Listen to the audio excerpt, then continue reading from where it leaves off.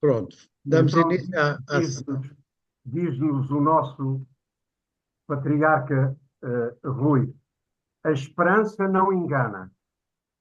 Romanos 5:5.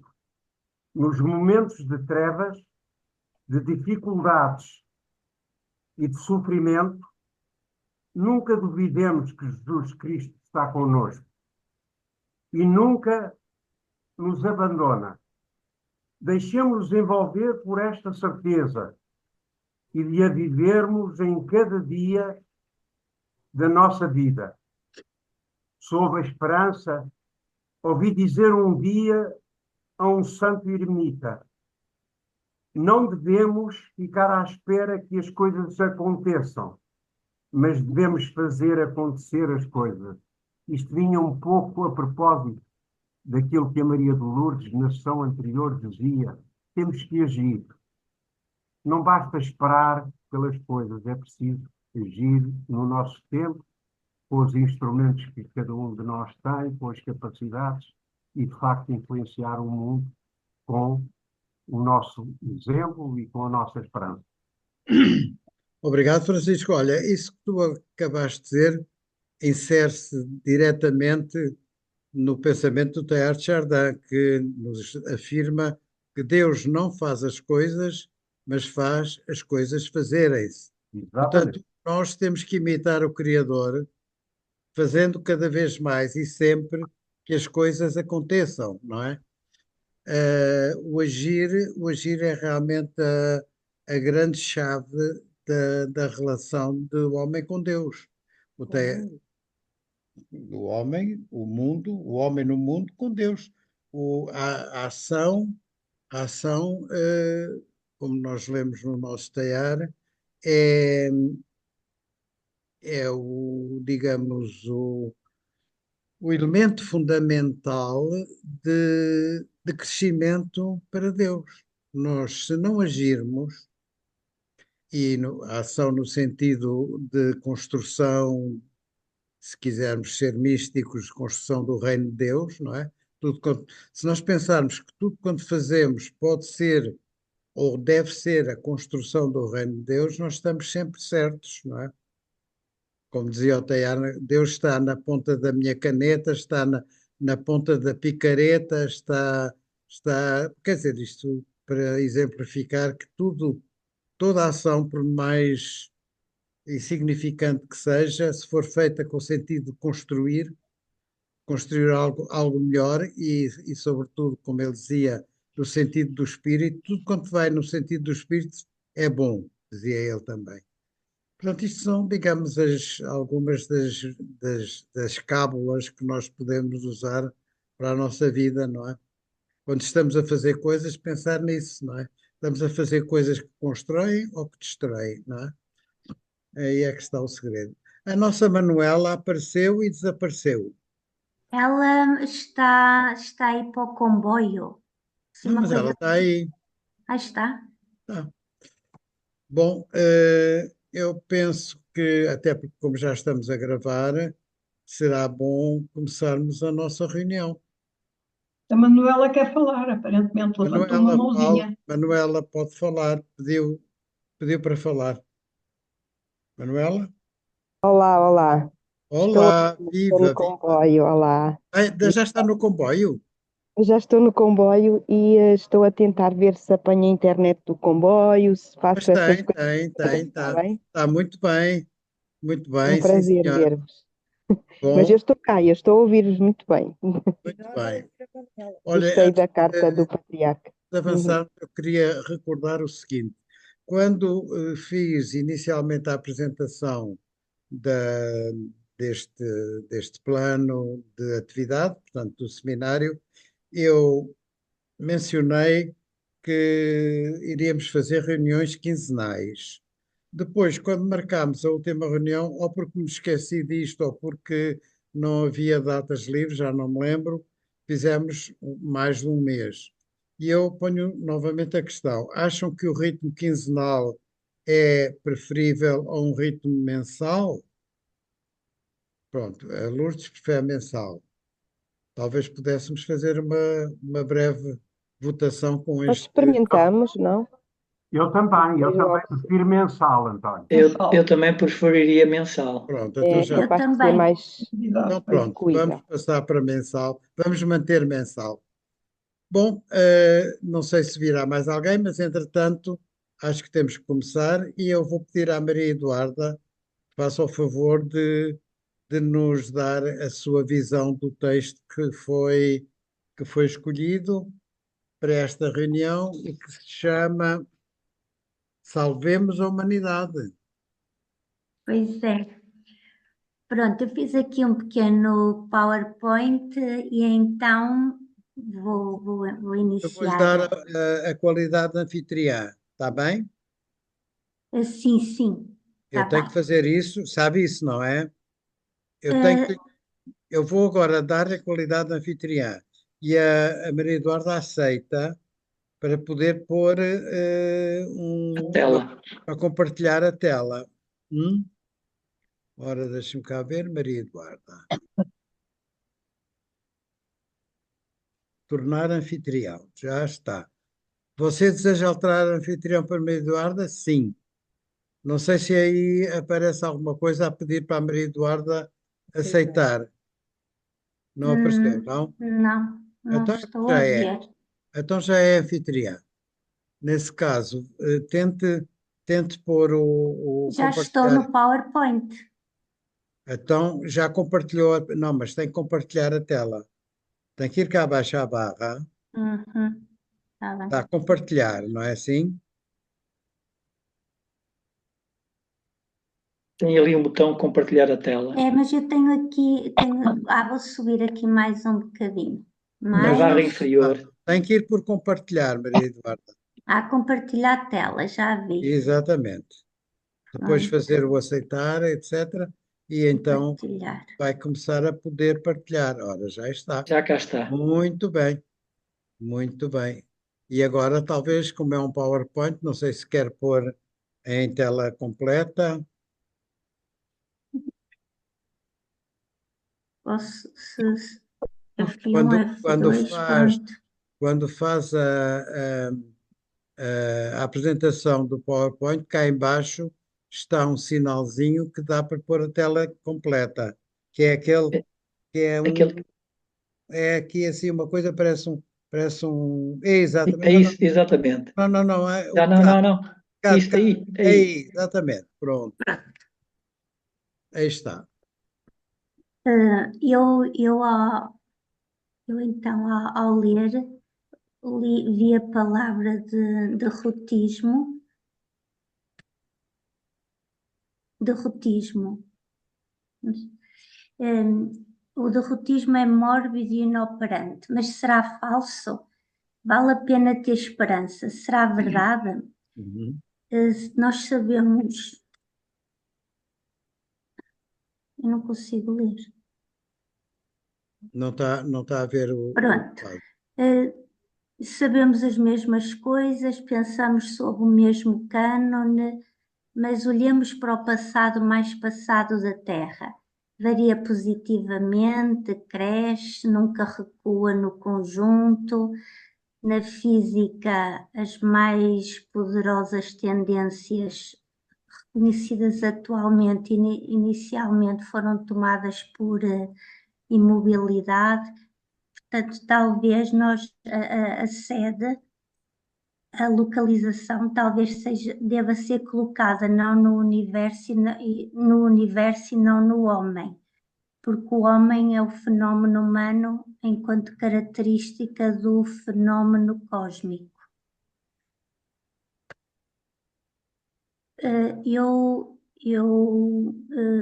Portanto, o Teilhard diz que nós estamos a avançar e diz que o momento atual do Ocidente poderia não ser mais do que um efeito do progresso. Eu li sobre isto, sobre o nacional-socialismo, que dizia que era o encontro da técnica determinada planetariamente com o homem moderno. Esta frase é do Heidegger, não sei se é um bocado provocadora. Pronto. E então o que é que nos pode mover, o que é que nos pode fazer com que avancemos? É o futurismo, existência de ilimitadas possibilidades de aperfeiçoamento, o universalismo, que Teilhard diz que está impresso no mais íntimo da nossa alma, e o personalismo pessoal, que estive a ler no Jung. Ele diz que a personalidade é obra que se chega pela máxima coragem em viver, pela afirmação absoluta de ser individual e pela adaptação a mais perfeita possível a tudo o que existe de universal. Portanto, o futurismo, que é o que está por fazer, o universalismo e o personalismo são os motores que nos podem mover. Tanto que politicamente estas três ideias existem e as ideias em si são todas racionais. Escolhendo uma, que poderia ser a democracia, como o comunismo, como o fascismo, todas elas nos dão uma sensação de incompletude, de faltar qualquer coisa. Portanto, Maria Eduarda, desculpe. Pronto, é que estava, não mudou o slide. Agora é que mudou, está bem. e então aqui temos algumas limitações de cada um dos sistemas políticos que não nos preenchem.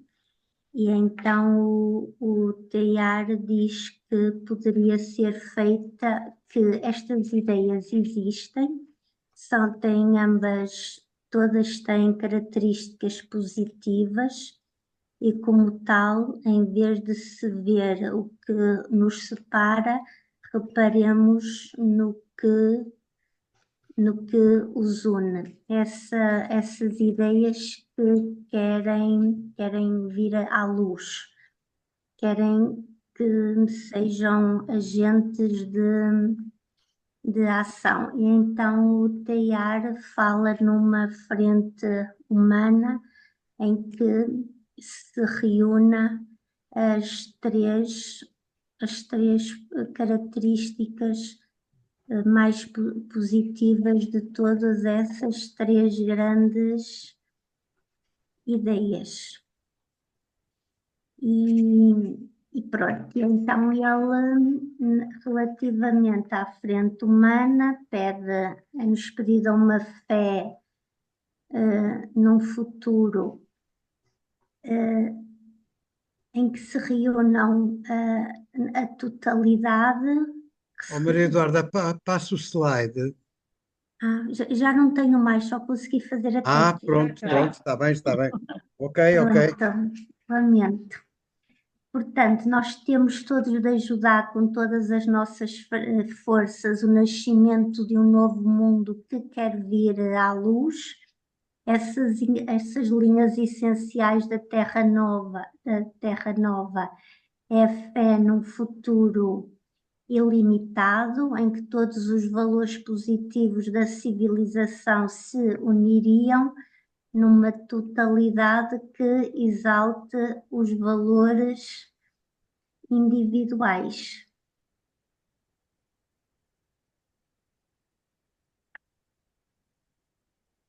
Pronto, e é mais ou menos isto que eu teria a dizer acerca dessa tal frente humana. Não sei se a Maria de Lourdes gostaria de completar, ou alguém queira completar sobre o que o Teilhard diz sobre a frente humana.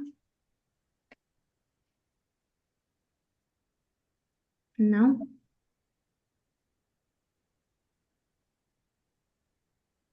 Depois fala sobre a Igreja e o futuro da Igreja. Teilhard diz que há dois grupos de homens na humanidade, aqueles que arriscam a alma para um futuro maior do que eles mesmos, E aqueles que por egoísmo ou inércia ou desânimo não querem avançar. E, portanto, o que ele diz acerca disso é que o cristianismo pode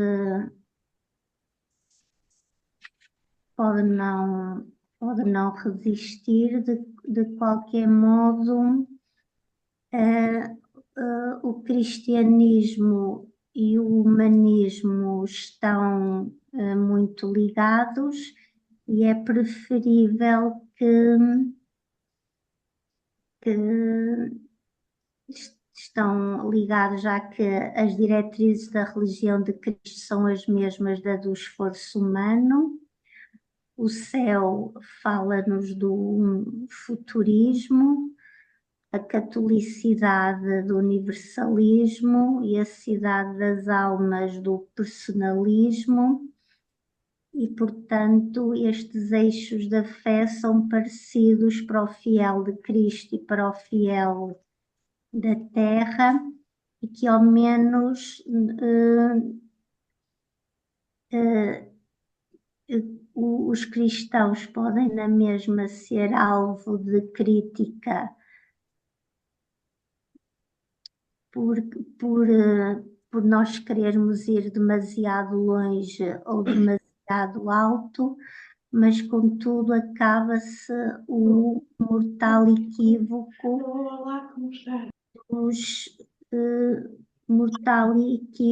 de que os cristãos barraram o caminho à humanidade. Pronto, é isto que eu tenho a dizer.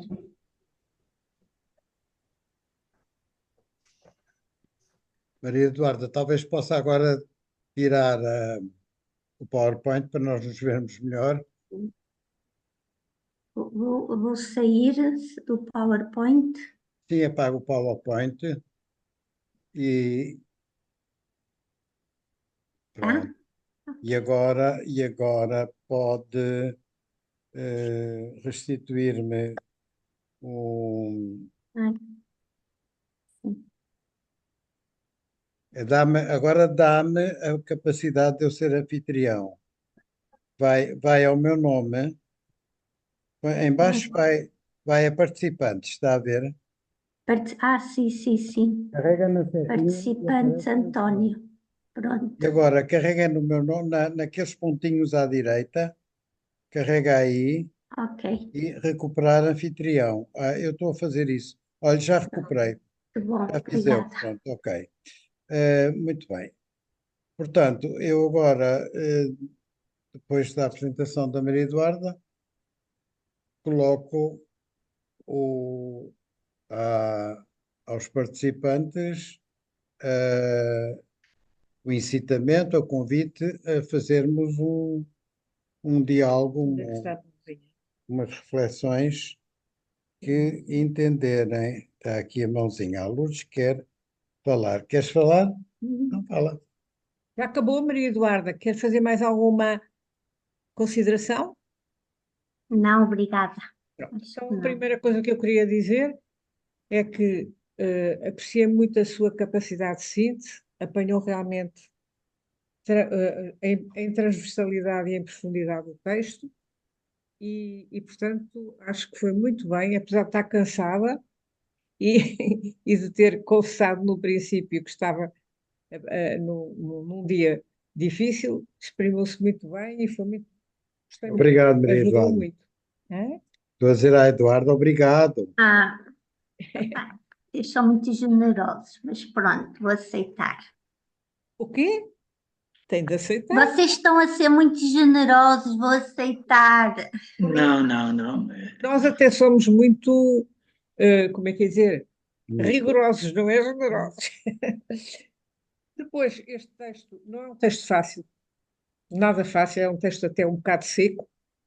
No entanto, se a gente ler à luz do nosso tempo, ele tem aqui coisas muito interessantes para nos fazer refletir sobre as correntes políticas que nos enquadram de hoje em dia.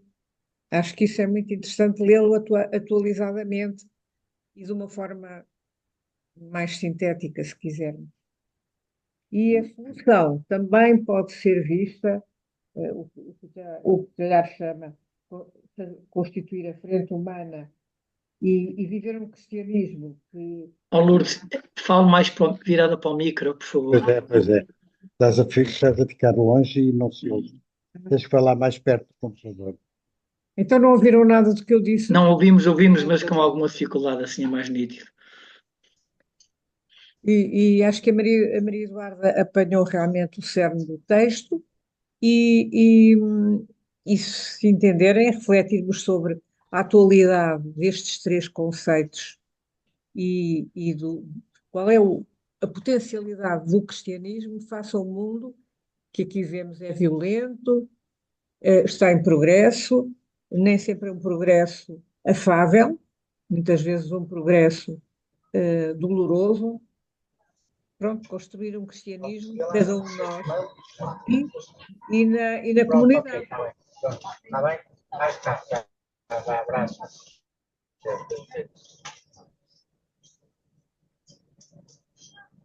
Eu achava realmente que podia ser muito interessante, digamos, desdatar esse texto e datá-lo de novo nas correntes que predominam e que condicionam hoje em dia grande parte da opinião pública e da construção de códigos que apontam para várias direções relativamente ao futuro.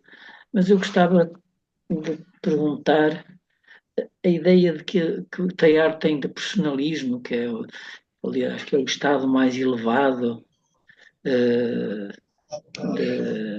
de aprender o ser humano.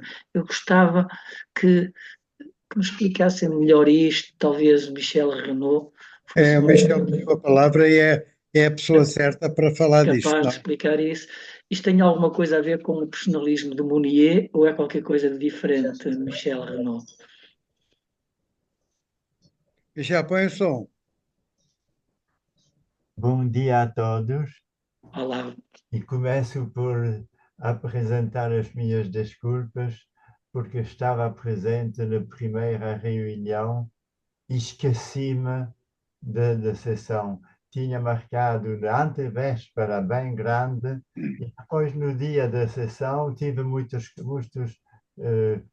conversas e trabalhos e chegado à noite esqueci-me de abrir. É por isso que pedi ao António, quando não estou, para me lembrar. Hoje não foi preciso, Michel. Sim. Michel hoje portou-se muito bem. Sim, mas puxa um grande papel para me lembrar. Então, sobre o personalismo, quer ter alguma coisa para responder ao Manuel António? O personalismo depende daquilo que nós consideramos ser a pessoa. E isso é um problema muito complexo.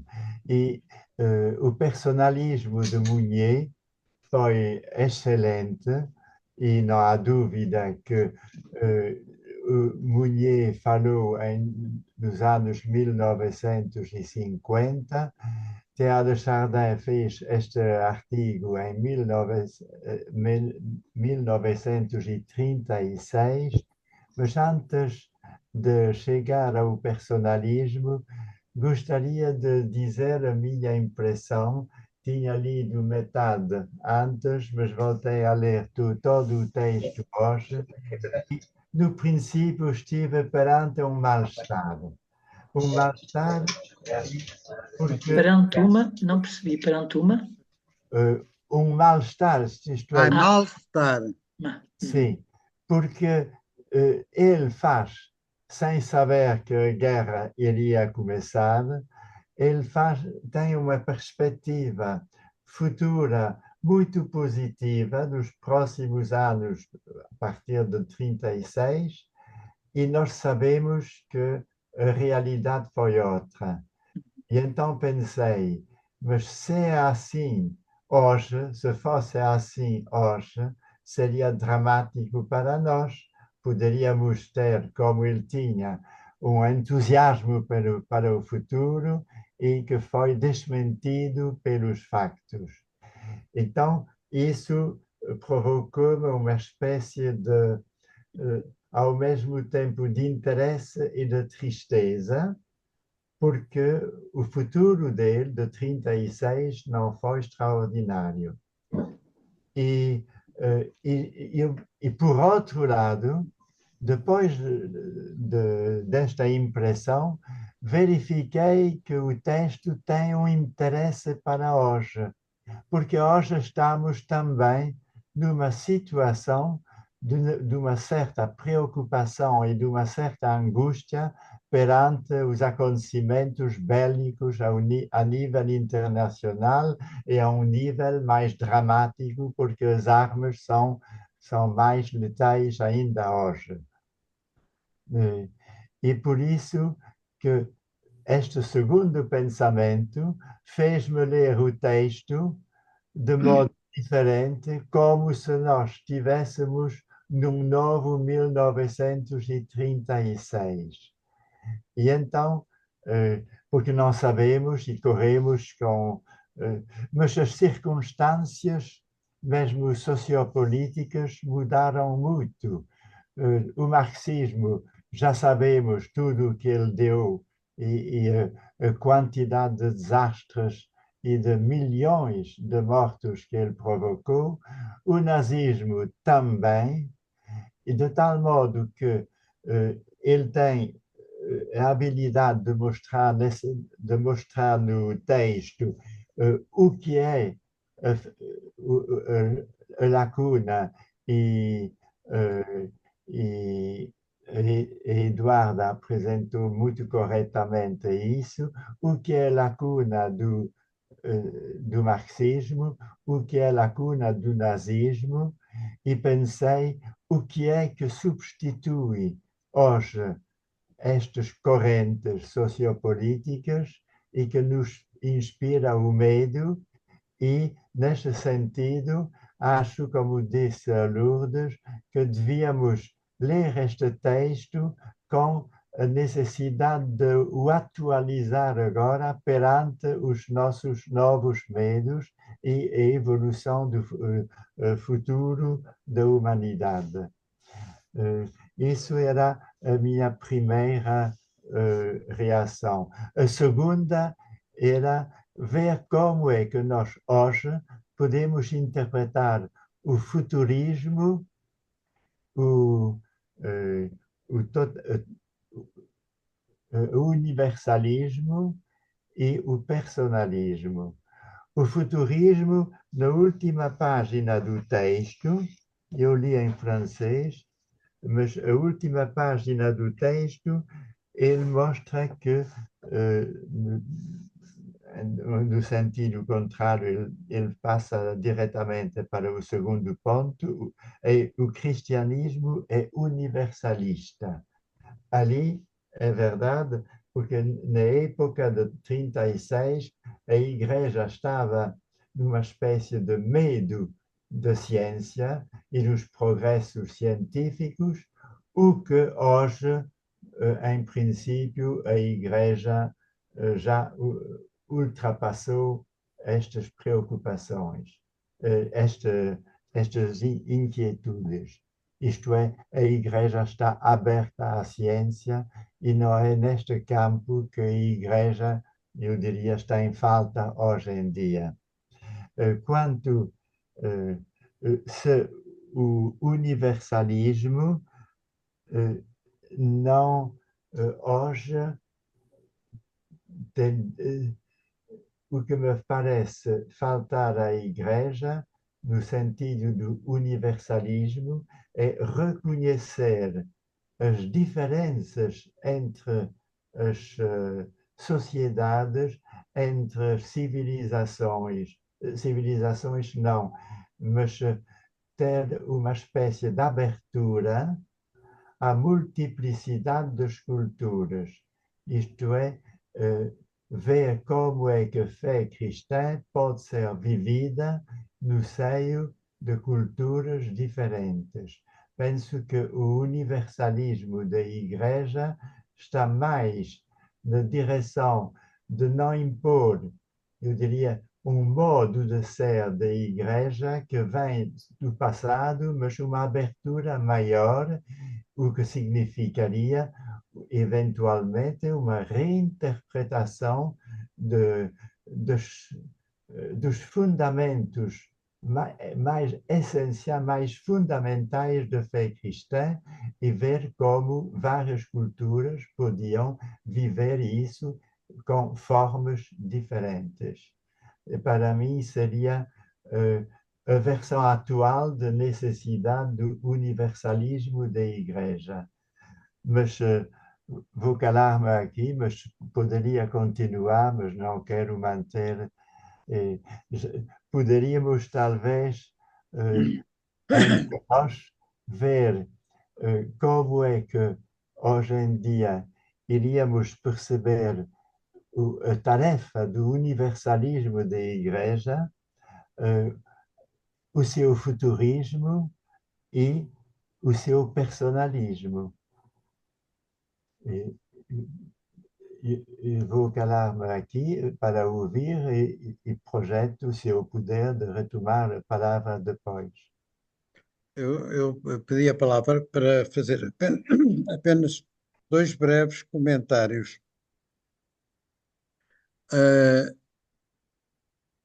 Se não me engano, agora não tenho a data exatamente presente, mas o Teilhard, em 36, estando na China, já estava bastante consciente das grandes crises no mundo. Porque, primeiro, o Japão tinha invadido a China. Creio que já tinha invadido a China em 36. Sim. A Itália invadiu a Abissínia. O Hitler já tinha começado a fazer as atrocidades que nós conhecemos. E naquela altura o Teilhard ainda tinha notícias da Europa, porque depois do começo da guerra ele deixou praticamente de ter grande informação, mas naquela altura tinha. Portanto, não podemos propriamente dizer que o Teilhard estava a viver uma onda de futuro risonho, não é? Bem sei que aquela época era uma época que, em que se estava a construir realmente um pensamento mais positivo relativamente à humanidade, depois de ter terminado a Primeira Guerra e de o mundo mais ou menos ter evoluído num sentido de uma maior harmonia, mas já havia sinais inquietantes relativamente a esse futuro. Para o Manuel António, eu só queria dizer o seguinte: eu creio, pelo que aqui aprendi do texto, que quando o Teilhard aqui fala de personalismo, ele refere-se muito ou quer referir-se, acho eu, à circunstância de Deus ser, ser a pessoa, ser pessoa.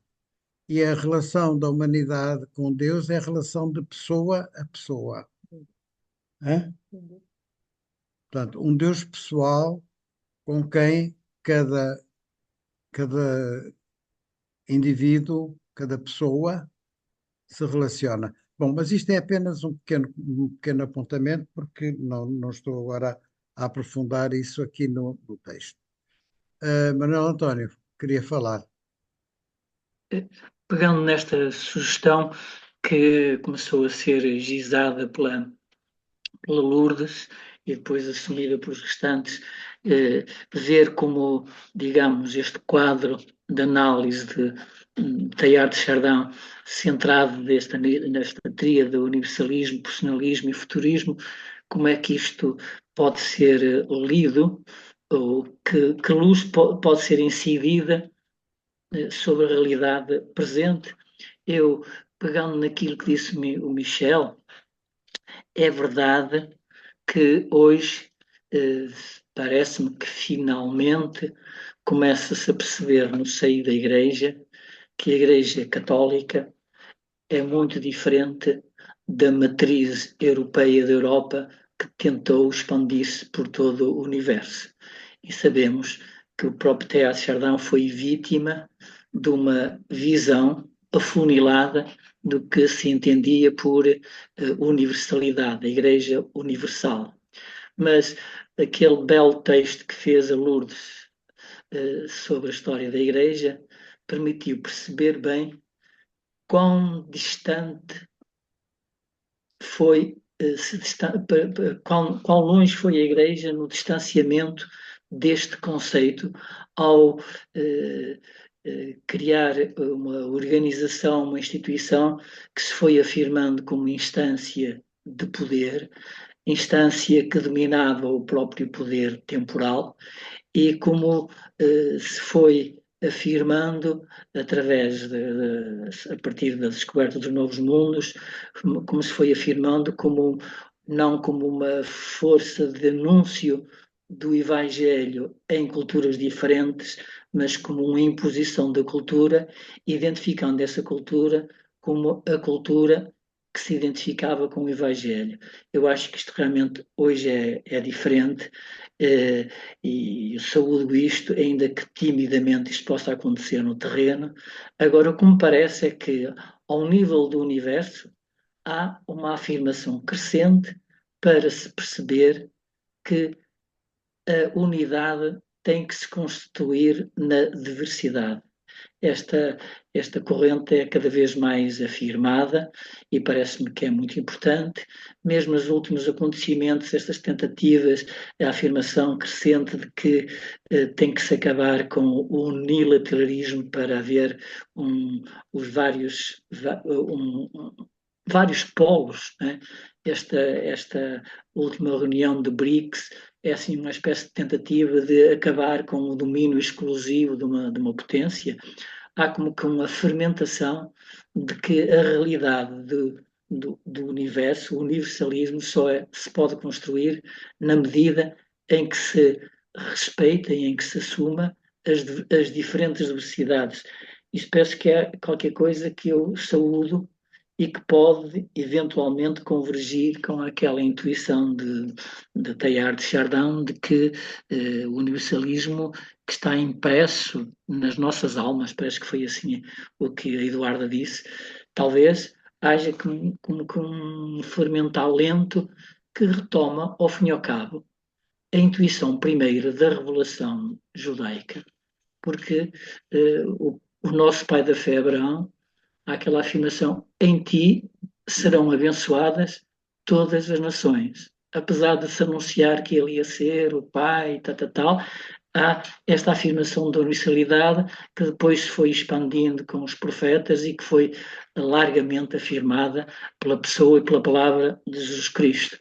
E, portanto, creio que temos que vencer todas as tentações de messianizar os nossos pontos de vista.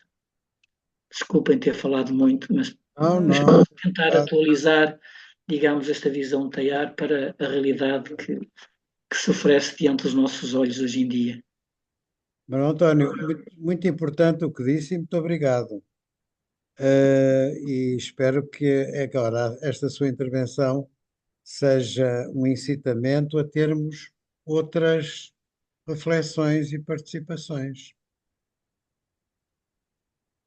O Michel pediu para falar a seguir. Não sei se é agora que queres falar. Bem, eu estou sempre pronto a falar, mas devia estar mais pronto para calar. Não. Michel, pode falar um bocadinho mais alto, que tenho dificuldade em ouvi-lo. Olha, a compreensão da pessoa variou muito da época, porque, pelo menos na leitura que fiz deste texto de Teilhard, ele caracterizava a pessoa a partir de sua apresentação nos dois sistemas, não é, totalitários do nazismo e do marxismo. Principalmente, eu diria, contra todas as vertentes totalitárias que queriam reduzir a pessoa, porque a época em que falou Teilhard era a época da filosofia, da fenomenologia, que tentava repensar a pessoa. Gabriel Marcel, penso que deve ter sido conhecido por Teilhard de Chardin, e nessa altura tentava-se pensar a pessoa como uma pessoa de responsabilidade pessoal por si próprio e pelo futuro. E quando o Teilhard fala de pessoa aqui, era por oposição a todas as formas de redução da pessoa a uma forma de totalitarismo. E não como se encontram os desafios atuais da pessoa. Hoje penso que há, diria, do ponto de vista da problemática da pessoa, duas, três grandes ameaças. Em primeiro lugar, a ameaça do economismo, isto é, a economia domina o mundo, os grandes blocos fazem uma luta, eu diria, mais para dominar economicamente e mesmo quase militarmente e potencialmente militarmente, mais do que uma divergência sobre o que é a pessoa. E por outro lado, do ponto de vista das teorias, atualmente os desafios da pessoa alteraram-se um pouco também. Porque, no fim de contas, a economia não se preocupa muito da pessoa, mas preocupa-se de ter compradores. E, neste sentido, há um recuo da nossa sociedade do respeito pela pessoa, não ao nível dos princípios e dos direitos do homem, mas a partir precisamente de separação que cresce entre ricos e pobres. E o respeito pelos pobres, penso que e pelos marginais, etc., seria hoje uma maneira social de rivalizar a pessoa. E há muitos que o fazem, não vou dizer que não se faz. Mas, e do ponto de vista de teoria, passamos a teoria da pessoa sofreu o golpe da psicanálise, dizendo é o inconsciente que domina na nossa personalidade e somos quase os brinquedos do inconsciente. Ultrapassou-se já isso, mas agora o grande desafio são as ciências neuronais que nos fazem dizer que, no fim de contas, somos os brinquedos dos nossos próprios neurônios. E é isso que me parece o grande desafio hoje, cada vez mais. Li ainda há poucos dias textos de cientistas que diziam: mas num futuro próximo vamos poder mostrar que o que cada um de nós pensa depende do movimento dos seus neurônios e dos sinapses, etc. Então, é atualmente o perigo do ponto de vista de compreensão da pessoa é saber o que é o eu, o que é que eu sou. Eu sou responsável, já falei em reuniões anteriores deste assunto, mas há um texto extremamente interessante sobre isso, que é de Anselmo Borges, um texto que recebi, o que li há 2, 3 dias, e que é muito, em 3 páginas, e concordo totalmente com ele mostra também todos os ataques, entre aspas, da identidade pessoal a partir de especialistas, de cientistas sobre as ciências neuronais. Então, eu diria, Teilhard tem razão do ponto de vista global.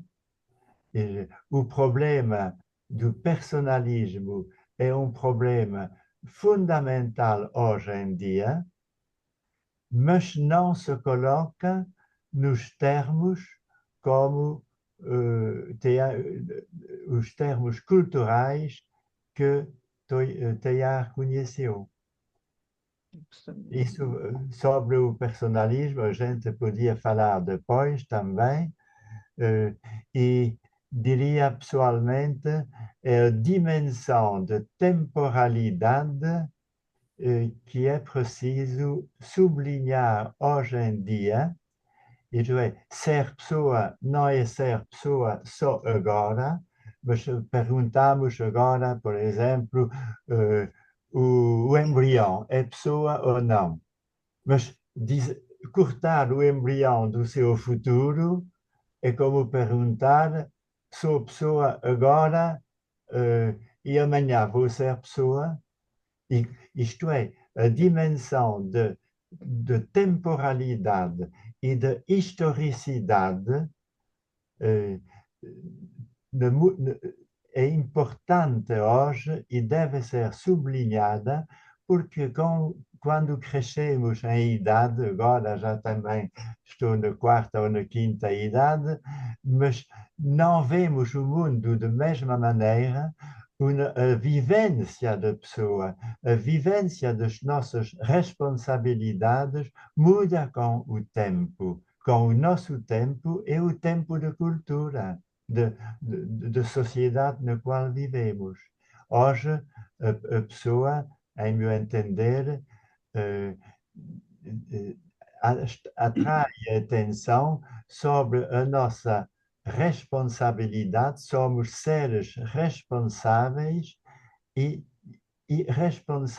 a responsabilidade muda com as idades e com o tempo e com as nossas experiências pessoais. Vou parar aqui por enquanto. Eu não me levantei a mão, mas se me permitem, não vejo nenhuma levantada, queria... Tens aqui muitas do Francisco Ferreira. O Francisco estou aqui a fazer uma chuva de mãos. Uma chuva de baixo para cima. Portanto, enganei. De qualquer forma, peço desculpa, mas queria agradecer muito à Eduarda e os contributos que os meus amigos têm dado para a discussão deste ensaio, mas eu gostava de recordar o seguinte. Este ensaio, quando o propusemos e tivemos um pensamento idêntico, quer eu, quer o António, quando este ensaio foi lançado, partiu de uma premissa e de uma preocupação que foi levantada pelo Manuel António. O porquê da razão do mal e a perspectiva que todos nós temos à nossa frente daquilo que está a acontecer no mundo. É evidente que o Teilhard, neste ensaio, Salvemos a Humanidade, pretende dar uma resposta baseada na fé. Aliás, ele tem o cuidado, na página de 123, de dizer o seguinte: as páginas seguintes contêm, reconheço, uma profissão de fé. Colocar uma fé robusta no futuro da humanidade. E se já existe tal fé, é mister consolidá-la. E depois atravessa todo o seu ensaio com uma palavra que é uma palavra charneira, que é a esperança, para acabar no cristianismo como uma religião que incorpora todos estes motores, o futurismo, o universalismo e o personalismo, e dar uma resposta. É na esperança que o cristão tem que encontrar uma resposta aos problemas que o seu tempo lhe mostra. E, portanto, ao longo da história, todos nós vemos que houve múltiplos conflitos e, no entanto, a humanidade avança. Eu tenho o cuidado de dizer que, apesar de tudo, avança. E devemos ter a esperança num futuro melhor. É evidente que o nosso tempo, que não é um tempo cairológico, mas é um tempo, portanto, é um tempo humano, e a nossa escala humana é uma escala muito reduzida, e, portanto, não temos esta amplitude que o universo nos dá. Nós ficamos muito aflitos com aquilo que, de facto, e preocupados com aquilo que estamos a viver. Mas tenhamos esperança numa humanidade diferente. E o cristianismo é capaz de responder a estas questões importantes. Portanto, eu diria ao Manuel António, se calhar isto não ajuda muito, mas este ensaio eu vejo exatamente como uma resposta ao mal, baseado na esperança, e que o cristianismo é capaz de vencer esta sinusoide, não é? Que nós vamos tendo, agora estamos em cima, agora estamos em baixo, mas de facto devemos apontar para aqui. É na esperança da humanidade, que não tem retrocesso, que vai avançando apesar de tudo, e portanto temos que acreditar que dias melhores virão. Eu pedi a palavra.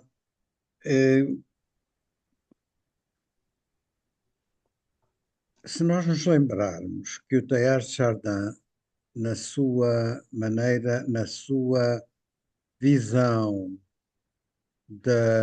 do cristianismo, sua visão renovada do cristianismo, ele é um finalista, é um cientista, mas é um finalista. Ele sabia que esse finalismo, a ciência não podia certificar, porque não tinha ferramentas para penetrar um pensamento finalista. Ou seja, que todos os fenómenos acabavam através de uma imensidão de fenómenos que se vão encadeando, acabavam por definir um sentido. Ele fala-nos de convergência, ele fala-nos de estruturas que se vão complexificando, mas sempre num sentido do mais. Mas a ciência não podia certificar esta ideia de finalismo, mas ele podia observá-lo. Ele, como cientista, observou-o e tirou daí as suas ilações. E as ilações são de acreditar que tudo na criação que se produz por evolução, portanto, a forma como Deus entendeu dirigir a criação foi por evolução. Não instantaneamente, portanto, como se pensava numa leitura literal das Escrituras, mas sim por processo. Portanto, o finalismo do Teilhard de Chardin leva-o sempre, em todos os seus ensaios, a distinguir aquilo que é observável e comprovável aos olhos da ciência e depois a sua visão interpretativa dos fenómenos. Quer dizer, nós, se lermos bem os ensaios dele, eles acabam sempre todos por bater nestes dois pontos. E aqui também, de uma maneira um pouco mais, como é que é dizer, mais complexa do ponto de vista de encadeamento de ideias, ele acaba por nos dar também um pouco essa visão de caminho. Eu, se tivesse que fazer o trabalho que a Eduarda fez, teria tido imensa dificuldade, Eduarda. Este texto não era nada fácil para fazer um resumo. E por isso mesmo, porque não sou capaz de fazer um resumo, e porque também está nas regras da nossa participação neste seminário, podemos fazer leitura, e eu queria fazer uma leitura que me parece que elucida um pouco, enfim, alguns pontos de reflexão que foram feitos até agora, que é na página 138, quando ele fala de futurismo, e diz assim: futurismo, em primeiro lugar.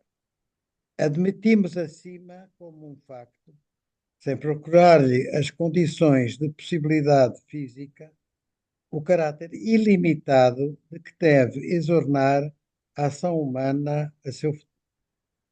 Ora, assim que se tenta objetivar esta qualidade no quadro do universo experimental, percebe-se que tende a romper os limites presentes da natureza, que são de facto, em face das nossas exigências indefinidas, as diversas centenas de milhões de anos que os astrónomos mais generosos concedem à Terra. E que seria, de resto, após semelhante duração de aprisionamento, o estado de uma humanidade que já começa a sentir-se apertada no nosso pequeno planeta. Só poderia haver, caso refletíssemos neste ponto, verdadeiro amor na hipótese e na esperança de um certo limiar crítico que levaria o mundo, sob o próprio efeito do seu desenvolvimento físico, a um estado diferente daquele que lhe reconhecemos. Ora, não está aí justamente a verdade sustentada pela fé cristã?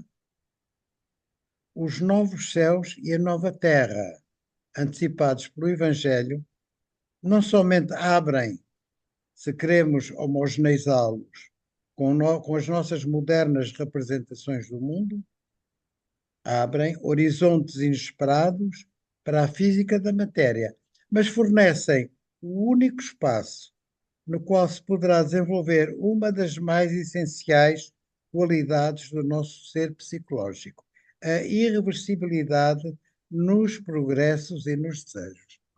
Quando ele nos fala de irreversibilidade, ele está sempre a pensar na finalidade. Quer dizer, Desculpe, finalidade, na finalidade. Obrigado.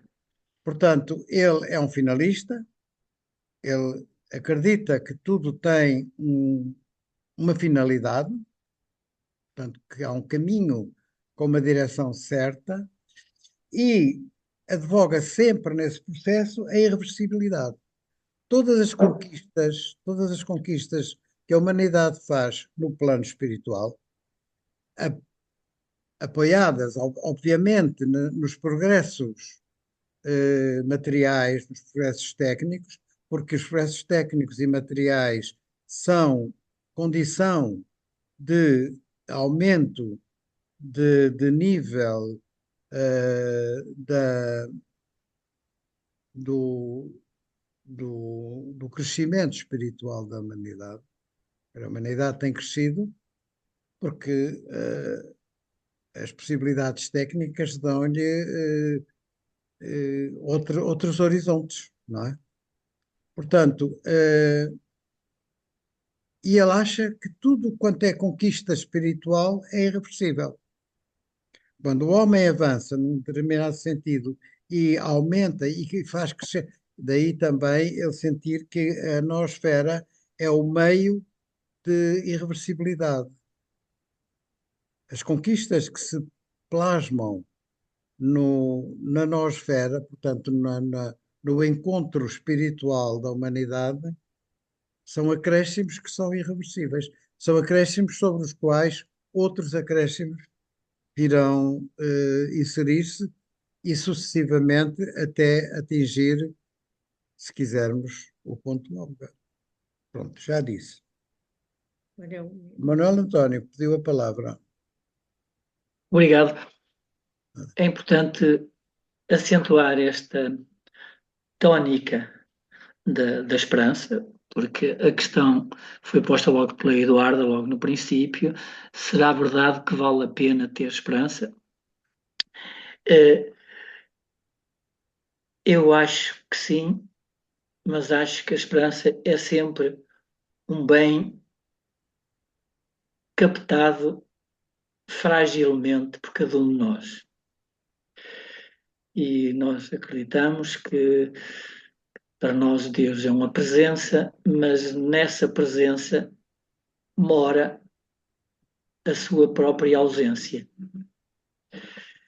E esta é que é a grande questão que nos cabe a nós alimentar. Esta é uma esperança que se põe uma nutrição a partir do mais íntimo de cada um de nós, porque esta questão já foi levantada e foi depois reafirmado por Francisco Ferreira, esta tónica da esperança, que de algum modo não fica abalada por aquilo que a gente verifica através da análise do que se passa à nossa volta. É verdade que o que o António disse, superar os limites presentes da natureza é, digamos, um sinal que aponta no sentido que Teilhard de Chardin refere. É verdade que as possibilidades técnicas abrem horizontes, mas o reverso também é verdade. É verdade que as possibilidades técnicas dão novas possibilidades de humanização, por um lado, e acarretam terríveis ameaças, por outro. Haja em vista, por exemplo, o que agora se diz, se fala e se verifica à volta da inteligência artificial. Eu estou a ler um livro do Nawal Harari, com certeza já ouviram falar, no Nexus, que eu aconselho vivamente a ser lido, e nós verificamos que realmente a humanidade é grande demais para caber neste planeta. Ele intuía isto e nós agora verificamos isto, mas o que nós estamos a verificar neste momento é que o próprio planeta está ameaçado pelas próprias possibilidades técnicas que o homem adquiriu, não é verdade? Portanto, são problemas que têm que ser postos em paralelo para ver se realmente a nossa esperança assenta na fruição de circunstâncias favoráveis ou se assenta em qualquer coisa que é mais sólido, mais íntimo, mais interior e mais inabalável. Portanto, a técnica é um sinal de progresso, mas, no nosso ponto de vista, a nutrição mística pode ser também um sinal de progresso. Precisará de ser testemunhado, alimentado e digamos, e verificado no nosso mundo. Porque, ao contrário do que acontecia no tempo de Teilhard, em que havia aqueles grandes movimentos, né? Havia o marxismo, havia o nazismo, tudo aquilo estava corporado à volta de ideologias muito formuladas. Agora há uma difusão de mensagens que lançam a confusão. Por exemplo, o que se passa, o que é possível hoje levar as pessoas a decidir em função do que captam através das redes sociais é impressionante e ao mesmo tempo ameaçador, não é? Ainda há bocado ouvi uma notícia que num estado qualquer, agora nas eleições nos Estados Unidos, havia um sítio qualquer, agora não retive o nome, em que a comunidade árabe é muito forte e eles passaram dos democratas para os republicanos pela seguinte razão, porque o Trump disse que se ganhar as eleições, em menos de um ano acaba com as guerras, e eles estão fartos de guerras lá. E essa mensagem, que toda a gente sabe que não tem sustentação prática, acaba por ser acolhida e acaba por levar a decisões que determinam, digamos, movimentos e determinam decisões que podem ser determinantes para a humanidade. Portanto, apesar de tudo isto, é um bocadinho difícil e, sobretudo, convém a gente não triunfalizar aquilo que nos aparece como caminhos irreversíveis. Desculpem falar nisso, mas estou numa fase assim um bocadinho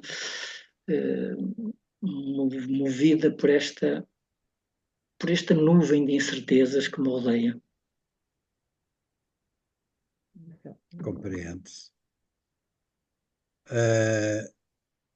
Obrigado, Manuel António, foi muito rica a sua intervenção, ajudou-nos com certeza a todos. No entanto, sempre querer avançar, sempre querer antecipar a outros que pediram intervenção, só queria dizer que a esperança se alimenta da convicção de que, no fim, quer dizer, podemos contar sempre com uma presença em cada um de nós que nos acabe, de alguma maneira, por empurrar, por conduzir a caminhos mais positivos. Mas isto é muito teórico, evidentemente não vale a pena especular muito sobre isso, só vale a pena talvez recordar é que o Teilhard que não teve uma vida fácil. Ele era otimista, apesar de tudo o que ele sofreu na vida, defendia esta noção de progresso através do tateamento. Tudo na natureza se ia processando por avanços e recuos, com ganhos positivos, que não são localizáveis, que não são analisáveis ao pormenor, mas que ele fala muito na lei dos grandes números e a visão que ele tinha das grandes épocas cósmicas davam-lhe essa certeza de que as coisas, afinal de contas, sempre iam avançando. Nós hoje em dia estamos a sofrer, evidentemente, uma onda terrível negativa, mas quem sabe se não se trata realmente de um momento de avanço, de recuo para voltar a avançar. Quer dizer, é nesse sentido que a esperança do Teilhard se cifrava. Pronto, mas eu não quero monopolizar. O Michel pediu a palavra e a Teresa também. Portanto, não sei se a Manuela também pediu. A Manuela pediu. Não, porque agora aqui no comboio não me dá muito jeito, mas eu até isto. Tá bom. Não é que a Lourdes César que pediu, mas não pediu. Pronto. Não, então, Michel, e depois a Teresa. Eu já me calo E já não quero dizer mais Já, nada. mas já falei muito, então eu gostaria também de ouvir antes as outras pessoas, mas posso. Gostei muitíssimo das últimas comunicações e dos comentários.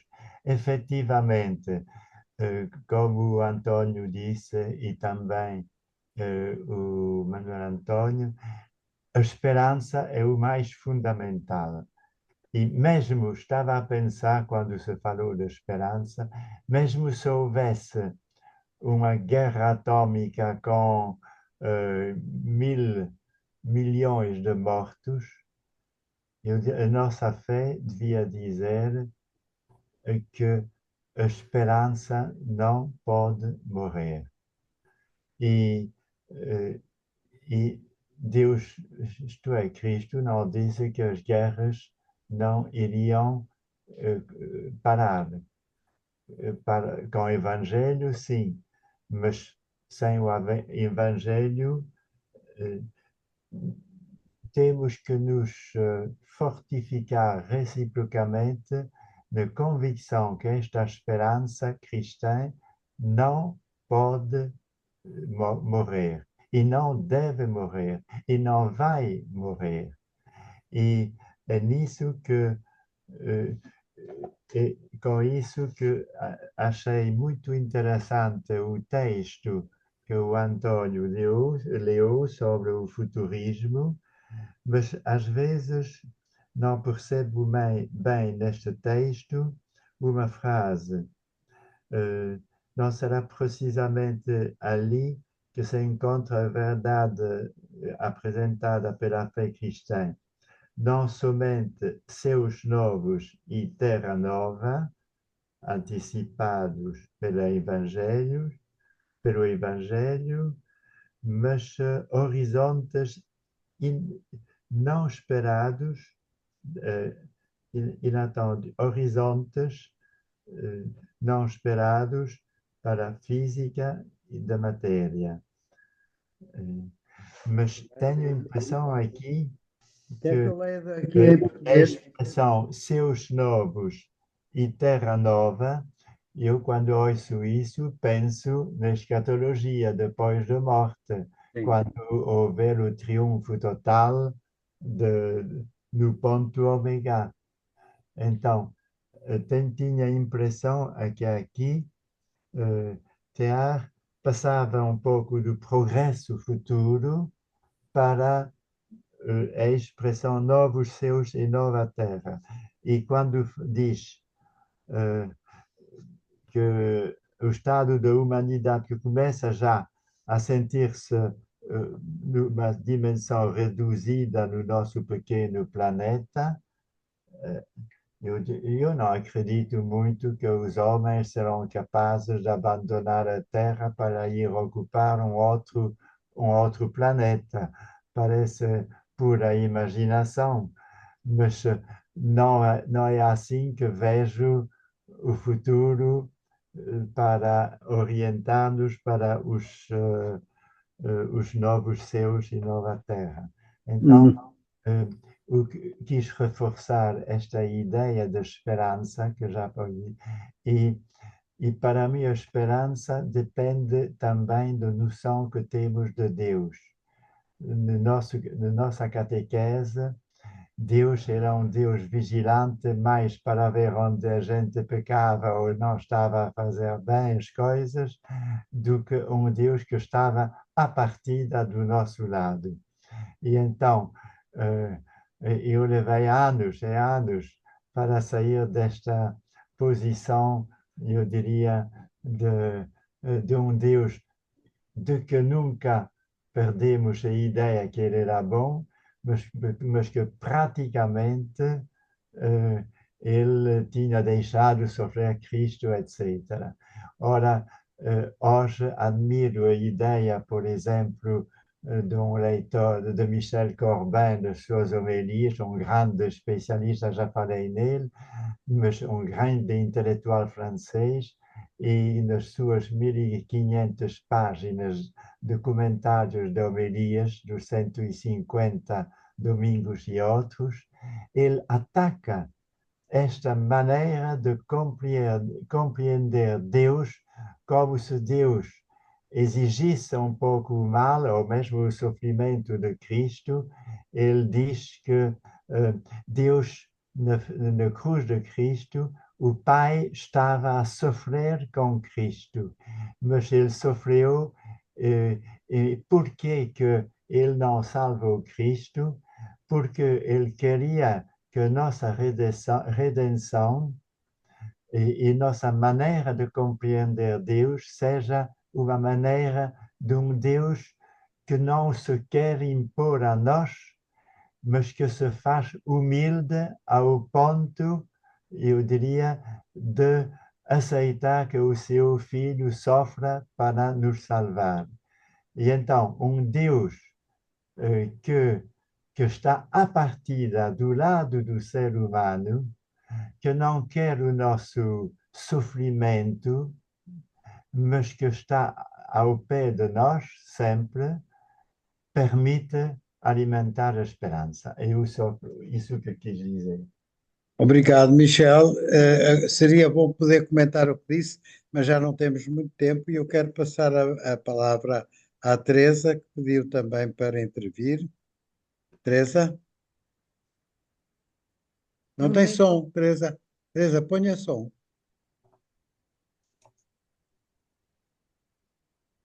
É muito rápido. A intervenção, penso que se chama Manuel. Manuel António. Manuel António. Fez-me recordar uma frase de Teilhard que me impressionou muito quando a li e que é mais ou menos assim. Não é possível construir montanhas sem criar precipícios. Quer dizer, a evolução, as novas descobertas, o mundo a andar para a frente, tem coisas ótimas, mas ao mesmo tempo tem o reverso da medalha. Era isto que eu queria dizer, pura e simplesmente. Quer dizer, eu não deixo de ter esperança por se criarem precipícios quando se avança. Pois, há um pouco aquilo que há pouco dizia que o Teilhard defendia, que há os altos e baixos, não há montanhas sem vales, não é? António, Sim. a Manuela tinha aqui uma mensagem para se ler, mas Sim, não posso falar. Manuela quer... Não. Tu tens de a ler. Ela Sim, não pode falar tá bem. no comboio.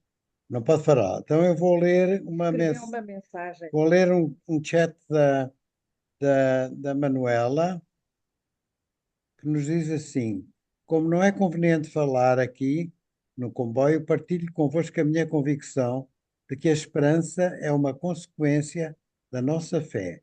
Seria difícil ter fé sem esperança. E caso a caridade, claro, a caridade também. Tudo muito ligado. Uma fonte de esperança é que o reino um momento de Deus já está presente entre nós. Muito obrigado, Manuela. Muito, muito interessante e muito correto o que diz, a meu ver. Bom, meus amigos, estamos a chegar ao fim do nosso tempo. Marcar a data. É isso que eu vou fazer. Vamos marcar a data e o texto.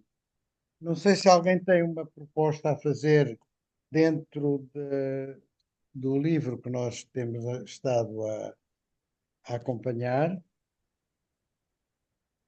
mas se não têm, eu iria propor até um pouco na sequência deste tema que abordamos hoje, que é o da página 113 do livro que está, da versão portuguesa que está no site, e que se chama Algumas Reflexões sobre a Conversão do Mundo. Estão de acordo? Pronto, então fica assente que fazemos. Na próxima reunião também surgirem eles. Perdão? Na próxima reunião, se outras pessoas a sugerir. Não estou a perceber, Lourdes.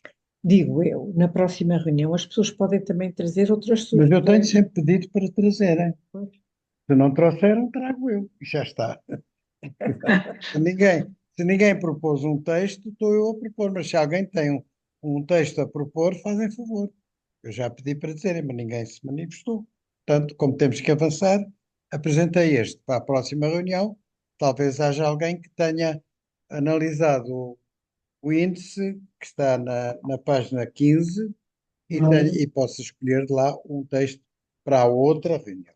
E também temos que fazer aqui a nomeação de um relator. Quem é que se oferece?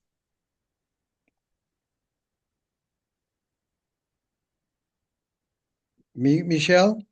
Sim. Pronto, Michel.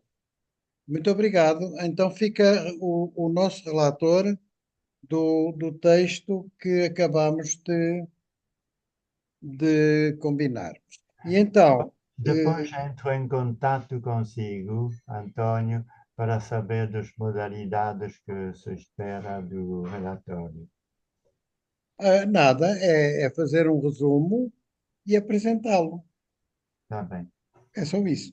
Portanto, como estamos no dia 26, se queremos fazer mensal, então vamos pensar em fazer isto para aí no dia. Gostam do sábado ou preferem o dia de semana? Dia de semana. Prefere o dia de semana? Sim, para libertar o. Então, nesse caso, seria sexta-feira, 22. Era mais ou menos o mês. Eu, por Sexta-feira. acaso, no dia 22 não tenho hipótese nenhuma. Pronto. Mas, Nós mas, depois no dia mas isso não é razão para não se marcar. nós temos que aproveitar os que 21. estão cá, que são poucos. Só se fosse no dia 21. 21, Hã? Hã? 21? há Também não posso. conferência de Gulbenkian do teólogo checo, como se Ali. chama? Não. Nada. Então, isso Tomás, no dia 25, segunda-feira, dia 25. Está bem. Se não tem que ir comemorar o 25 de novembro. Não tem? Pronto. 25. E às 19 também? Quer dizer, às 19 horas foi a proposta que fizeram e que hoje não era por causa de qualquer constrangimento, porque é um dia mais livre, mas 19 horas parece-me bom, Está bem. mesmo num dia de semana. Então, vamos pôr aqui, 19 horas. dia 25, 19 horas. Muito bem. Pronto, meus amigos, e muito obrigado, amigos e amigas. Obrigado, nós. Tenho pena que não tenhamos tido mais presenças, Mas as questões são mas boas. as questões são ótimas. Mas eu tenho esperança de que depois, como estamos a fazer gravação e eu divulgo a gravação, tenho esperança que as pessoas que não estiveram presentes depois acompanhem com a gravação. Mas não é a mesma coisa. Seria bom que houvesse mais Pronto, pessoas a participar. temos- Não, eu estou com isto a dar um recado, Lourdes, porque isto é uma gravação que vai para o ar.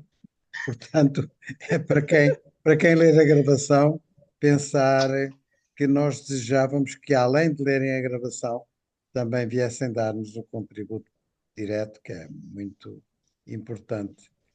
Então, mais uma vez, muito obrigado, boa noite. E Obrigada Muito a boa todos. noite boa para noite, todos. obrigada. Tchau. Maria Eduarda, muito Eu obrigado. também Tchau. queria Filha boa Rosana, noite, filha bom Rosana, fim de quem? semana e um grande beijinho para a Eduardo. E muito obrigado, Eduardo. Obrigado. Muito Obrigada obrigado, eu, também acho. Francisco. Obrigada, Obrigado. Obrigada. Obrigado, Muito bem, Eduarda. muito bem. Obrigada eu. Pois, E obrigado, Nosso Lourdes. Não sei se carinho. ouviu, agradeci muito aquele resumo, aquele texto que fez sobre a história da igreja. sobre a história da igreja, Mandaste? o Manuel António faz parte do. Pronto. Muito Manuel António, obrigado. E veja lá. então, um bom domingo para vocês todos, e uma boa semana, e um bom mês. Bom, Tchau. este texto que o Manuel António está a referir foi distribuído aos participantes de um outro grupo que eu e a Lourdes integramos, que se chama, como é que é? Discernir, Interrogar, discernir, Já estou a falar de outra coisa. acreditar e agir. Isto é sobre a inteligência artificial. Acho muito Sobre interessante este. inteligência artificial. Aconselho vivamente este texto. Nexus, do Ó Harari. É o Manuel Harari. António, o Harari está profundamente preocupado com a inteligência artificial. Profundamente, não é preocupado, é profundamente preocupado. E, portanto, só para terminar, nesse grupo, nós estamos a fazer um caminho de reflexão sobre os problemas que têm afetado a Igreja. A Lourdes decidiu-se começar por fazer uma reflexão sobre a história da Igreja. Muito bem feita. A Lourdes fez um resumo da história da Igreja que nós divulgamos. Não fui eu que fiz, assim, com base no livro do Hans Küng, O Cristianismo.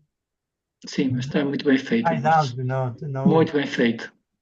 Muito claro. Tem para 800 páginas. Pois, sim. São 9 páginas. Não, é mais. Acho que é mais. E, portanto... Manuel António, mas nós já estamos habituados e a luz só nos prenda com coisas sim, muito bem feitas. Pois estamos, claro que estamos. Habituados e agradecidos. E acabaram os elogios, com licença. Boa noite a todos, obrigado. Boa noite a todos. Boa Tchau. noite. Boa noite. Tchau.